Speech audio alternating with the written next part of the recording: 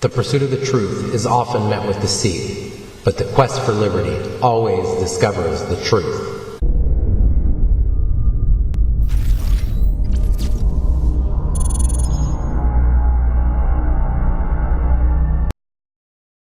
Hi, I'm Jake with InternetDeputy.com, where it's not about politics, it's about freedom.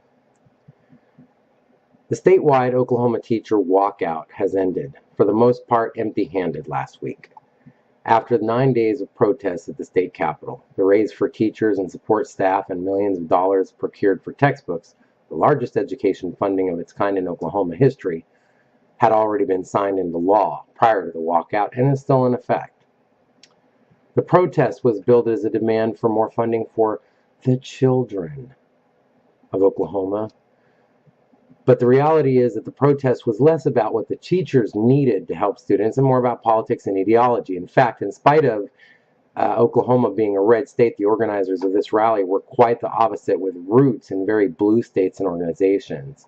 In other words, the protest was essentially nothing more than a 2018 campaign move to push an agenda which exploited the very children that it reported to support. A number of education officials on the ground were earnest in their intention to help their students. It was clear that this protest was largely a political stunt pushed by Oklahoma organizations in concert with national organizations during an election year. Some of the participants included Oklahoma Education Association, or the OEA, who organized the protest, and its parent organization, the National Education Association, or the NEA, paid Teamsters Union members, and George Soros-backed organization, the Alliance to Reclaim Our Schools. Before the protest even began, the state had already appropriated funds for the largest raise for teachers in Oklahoma history. This afforded an average of $6,100 per year for school teachers. But according to Oklahoma's largest teacher organization, the OEA, and the teachers union, Oklahoma City American Federation of Teachers, which is another division of a larger organization, the American Federation of Teachers, the raise just wasn't enough. So according to them, not enough money, even though the raise itself was actually a little bit more than what they were asking for on the side of the raise end. Okay. Interviews conducted at the Capitol during the protest revealed varying points of view. Some of the protesters were truly concerned for the state of education in Oklahoma, but there was no shortage of typical leftist rabble-rousers, complete with tax the rich signs and quick tempers to those who questioned the protest. An example of some of the interesting attitudes displayed at the protests and by teachers who were part of the protests. A teacher's Facebook reply on Oklahoma Teacher Walkout page on Facebook also showed how extreme leftist some of the participants were. When a poster simply called for an audit to the education system, Tulsa teacher Melody Lawrence Hale's reply was slanderous attack, accusing the poster of being a hateful right-wing conspiracy theory promoting Trump-loving AR-15 toting NRA don't tread on me nut job. This is what a woman who is teaching our kids told a poster who mentioned something about civic responsibility and being accountable for taxes spent. Just a thought. Side note to Melody Lawrence Hale, or Melody Marie, whatever your name is. You happen to live in Oklahoma, which happens to be a red state. I wonder how many of the students that attend your school have parents who might be conservative thinkers. The likelihood is pretty high. I wonder how they would feel to know that their sons and daughters are exposed to a freedom-hating, gun-grabbing, extreme leftist, anti-American, Marxist, communist nut job.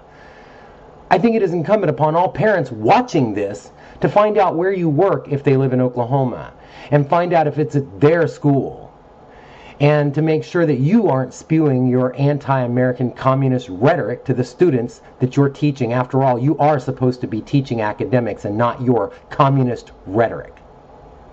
Yes. Overall, beyond the need for funding, there was very few who were in agreement with how they should come up with the funding.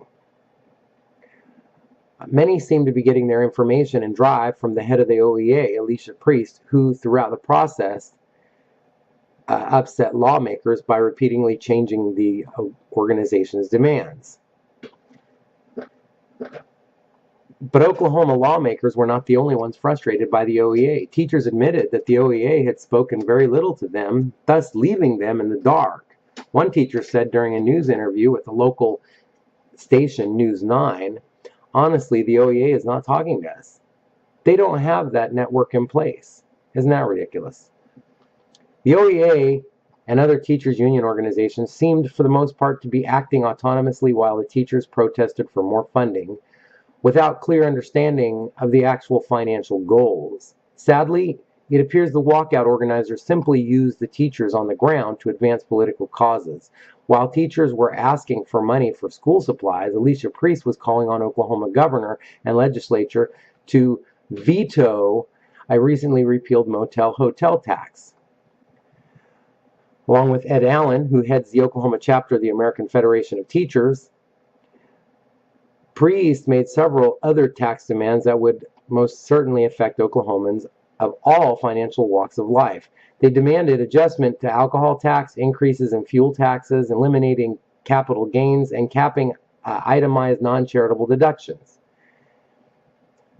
Eliminating the capital gains deduction alone could theoretically provide $100 million, and a veto to repeal hotel-motel tax in addition would provide $45 million. This is far more than what was initially asked for by the OEA. On Friday, April 6th, Priest told reporters that the strike would end if those two issues were addressed, but when asked by reporters if she expected all of the potential $145 million, she said no, but would not say how much she expected to be earmarked for public schools.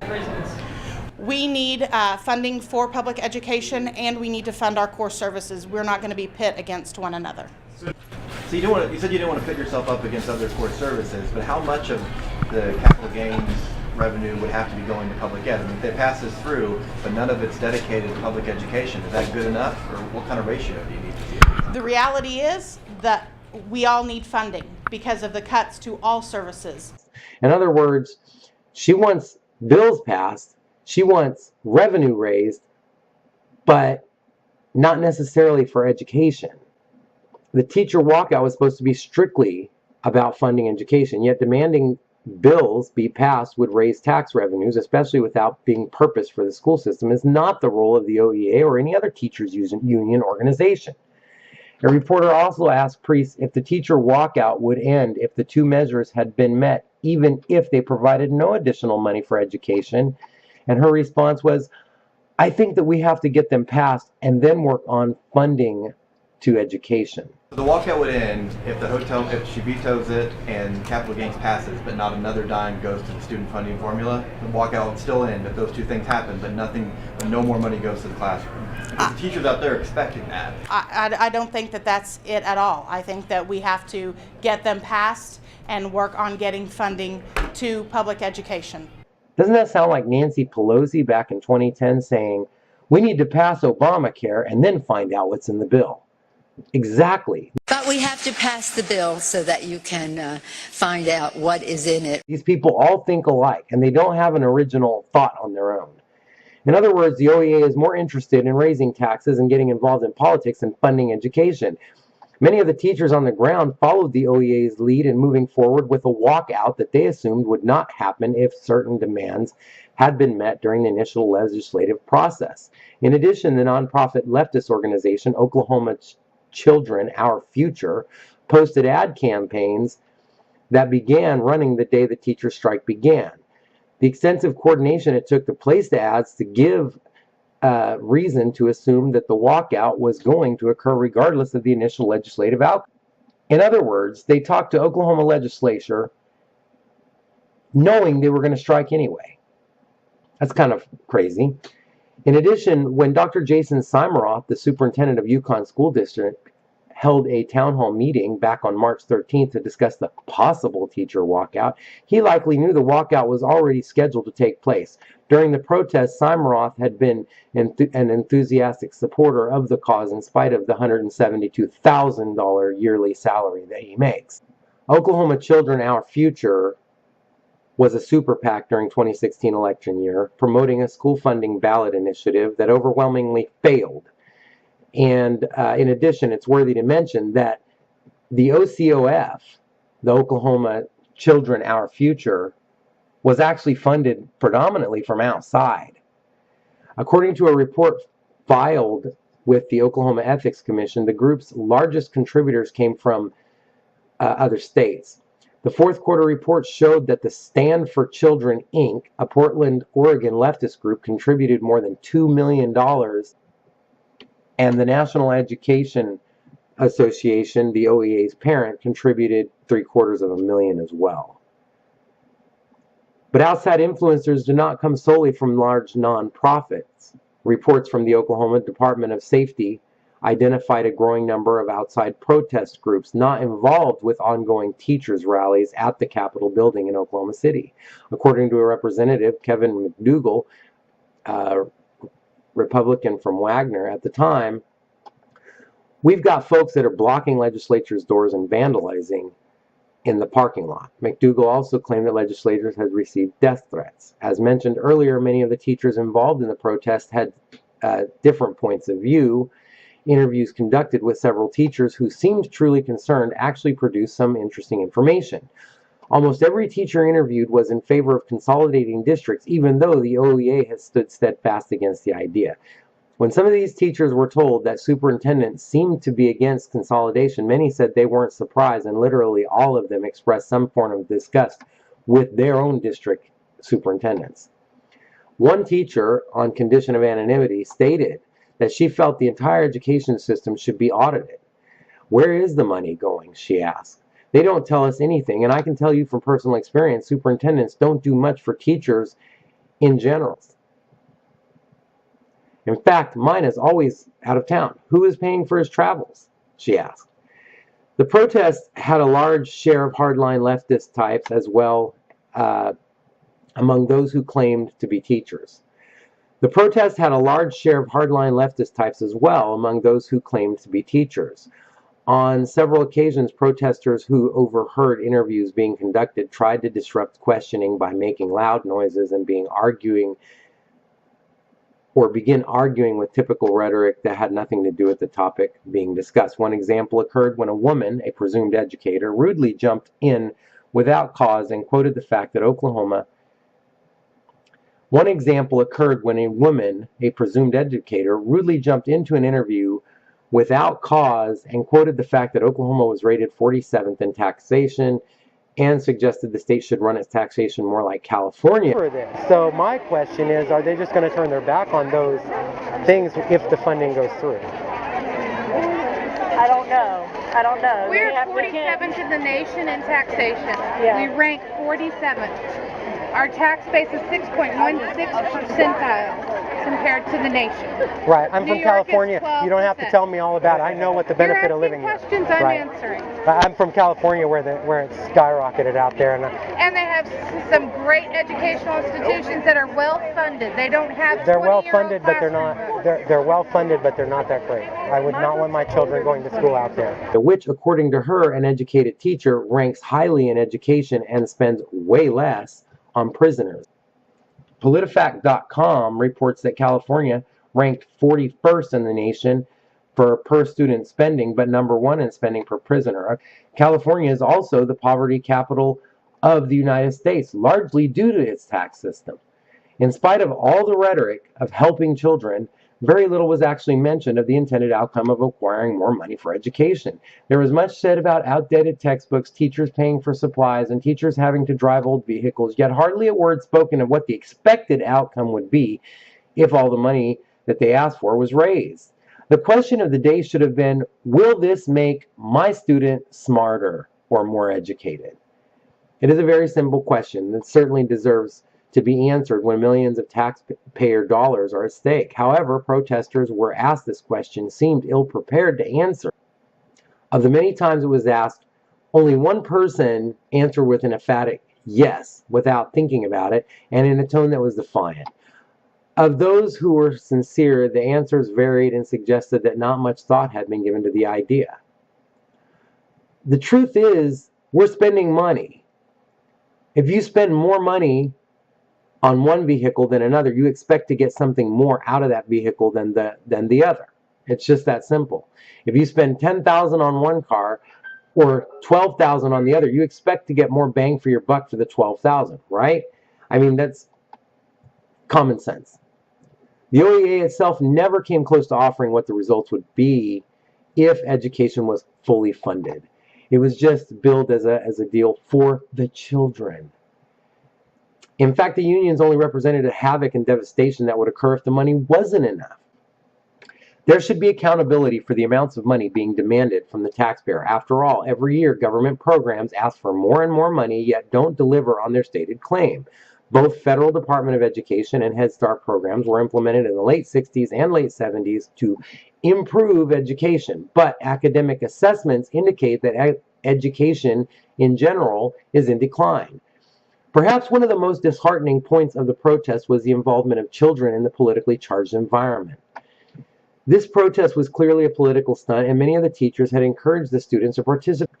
Teachers understand that most children and adolescents are not developed enough psychologically to seek facts beyond what they are told in order to evaluate both sides of an issue. Obviously, teachers who did this did not represent both sides of the argument, but instead used their position of authority over young minds to sway student thinking and bring about their highly publicized support. Aside from teachers who have their own children as family support, educators should not be using the position to influence young minds in the classroom politically. After all, it is the parents' responsibility to decide how to best teach their children on the issues in society. Leftist activists and teachers stirring young people to get involved without representing the facts on all sides is immoral. The entire protest was the result of people being used in the act of advancing a political agenda, with students being the most vulnerable and valuable to the cause. Educators presenting their side only to their students hamper the very critical thinking skills that they are responsible for teaching. Oklahoma is a red state, and while many parents who were misled to support the teachers' unions, there were many others who did not agree with the cause, but whose children were and are subject to in-class indoctrination regarding the matter. Now, the real question is how many of those students whose parents educated them to more critical thinking standards and showed them other sides of the picture were maybe ridiculed or treated more harshly, or maybe their grades suffered. I mean, we see this in academia all the time, right? In the end, Alicia Priest called off the protest and tried to sell it as a success. The reality is that the legislative period was coming to an end, and there was little else that could be done anyway. Beyond what was already procured prior to the protest, there was nothing left. The truth is, the success that Priest is referring to is that of having misled the public by exploiting children and some truly caring educators in order to advance a political agenda. The OEA and all of its associated leftist organizations are no more than a group of pseudo-intellectuals hell-bent on the failed idea of Marxism. They are against the American and Oklahoma standard of freedom and will lie to the public in order to steal it. And in the end, that is what this is really about. Thank you. Again, my name is Jake Fogg. I'm with Internet Deputy, where it's not about politics, it's about freedom.